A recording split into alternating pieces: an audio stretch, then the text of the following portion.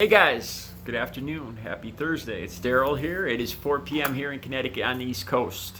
And the East Coast is where here in Long Island Sound we had Steve Bannon arrested not long ago. I'm sure all you guys know about this. I'm not going to do something where I just rehash the news.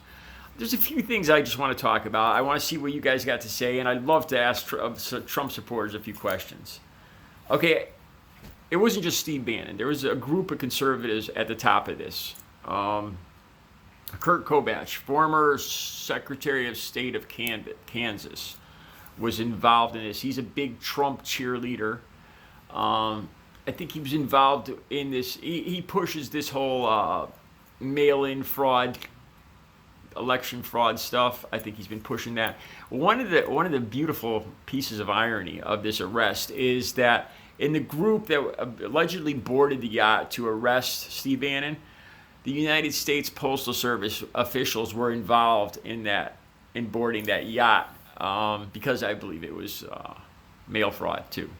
So there was members of the United States Postal Service handcuffing Steve Bannon. There's a beautiful piece of irony there, with the attack that Trump has been leveling, trying to tear down, basically stop the mail so people can't get their votes through. I mean, that's the bottom line. He's pretty much almost admitted to it. All right, here's I want to just touch on a few things I found interesting here. All right, Steve Bannon. So we all know he did the Breitbart news and all that with the conspiracy theories and all that stuff, right? And I don't think he's not tied into Breitbart anymore, but he still does do a podcast. Okay. The podcast he's been doing has been pushing this whole China virus, China's to blame, China virus, it was intentionally man-made. He's working up all this fervor, trying to take the blame. I don't know. This is what I don't get. Okay, so Trump and Bannon had a falling out, right? Trump was calling Bannon treasonous and sloppy Steve.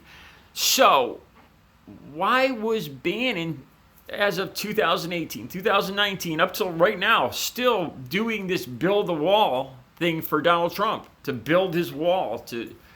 You know why? Because it was just about money. It was a money-making scheme. They don't care about the country. They don't care about the wall. They don't care about America. This build the wall thing is Steve Bannon's gig, his money-making scheme. That's why he's still doing it.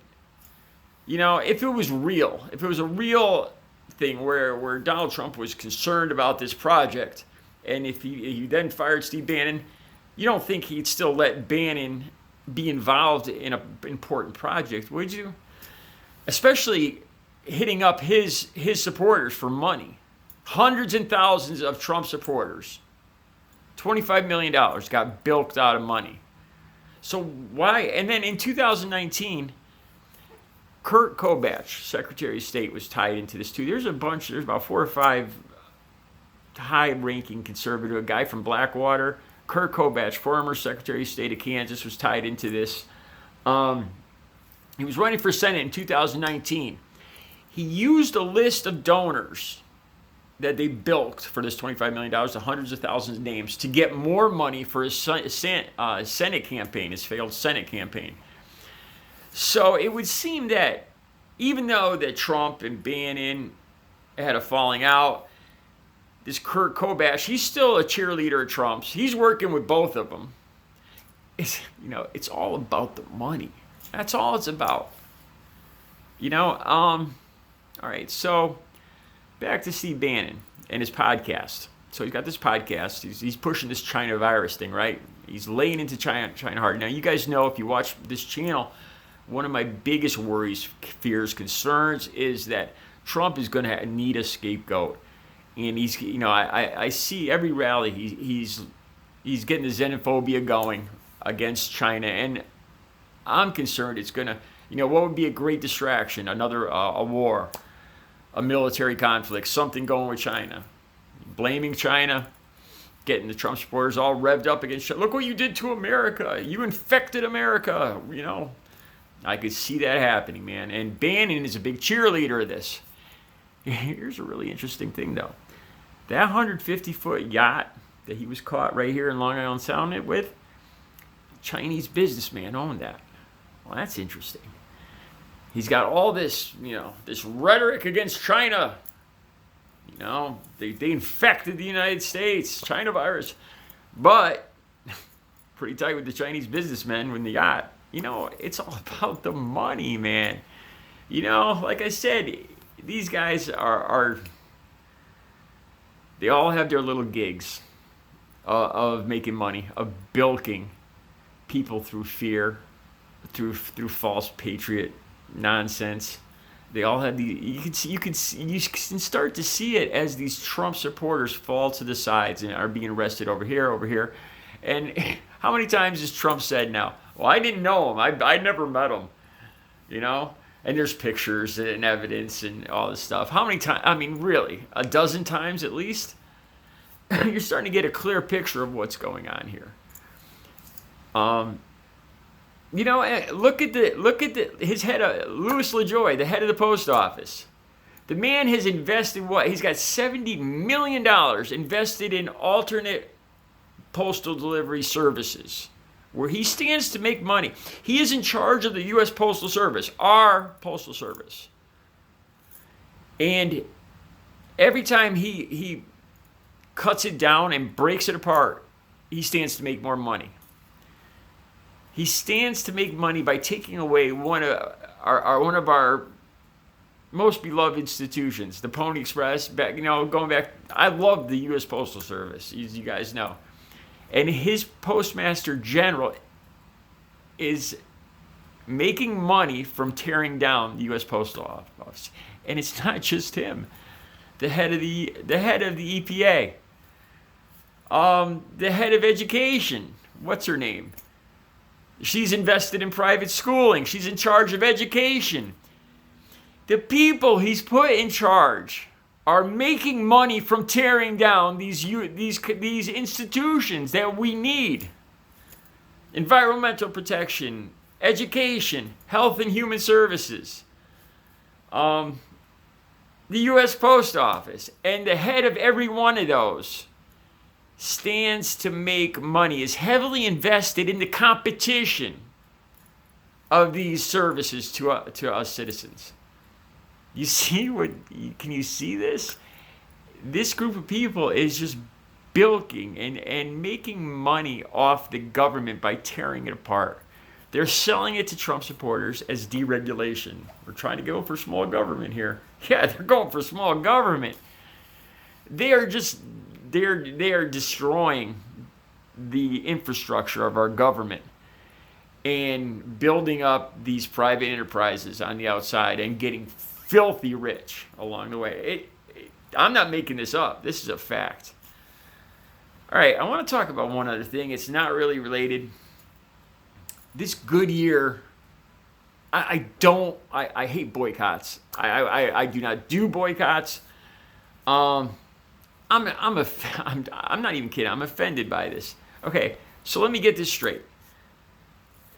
At this Goodyear plant, supposedly Trump supporters aren't allowed to wear the hats. Am I getting this right? And any place I worked, you don't wear hats. You don't wear hats. You don't wear personal stuff. You try to look business-like, professional. Most of the places I worked. So I wouldn't be surprised that they'd say not to wear a political hat. It's going to interfere with business. It's going to interfere with transaction. Especially the way the country's so divided. I could understand why any business, Trump supporting or not, would not want that in its workplace, because it would be detrimental to efficient business. Nobody can argue that. Okay, so Goodyear had every right to ask these employees not to wear these hats. Okay, Goodyear is an another American institution of business, but everybody knows Goodyear, and Trump wants to boycott them. Okay, let me see. I'm not sure if I understand. I got the gist of this story. So a boycott would hurt an American business, an American employees that work. If it succeeded, if this boycott succeeded, Trump calls for a boycott because they are not allowing their employees to wear the hats. Let's think this through. The boycott, not buying Goodyear anymore, okay? United States, an American company, a big American strong company loses business because of our president. Because they won't buy his campaign hats. American workers stand to lose jobs at Goodyear if this thing works. American workers suffer because Donald Trump's angry because his hats aren't being allowed. Do you see where I'm going with this? It's about the money and Donald Trump. I mean, all these stories over and over. And it just becomes more and more clear that this group of people around Trump and around Trump, I mean, it couldn't. I don't understand Trump supporters, especially now that hundreds of thousands of you have been bilked out of this wall thing. Instead of stopping illegal immigrants coming into the dirty Mexican rapists from coming in the country, instead of that, you're paying for Steve Bannon's liposuction off his love handles. The money, at least $1 million to Steve Bannon went for cosmetic surgery, credit card bills, golf carts, jewelry, traveling expenses, dining. That's where hundreds of thousands of Trump donors, that's where your money went. And supposedly, Bannon and Trump don't get along.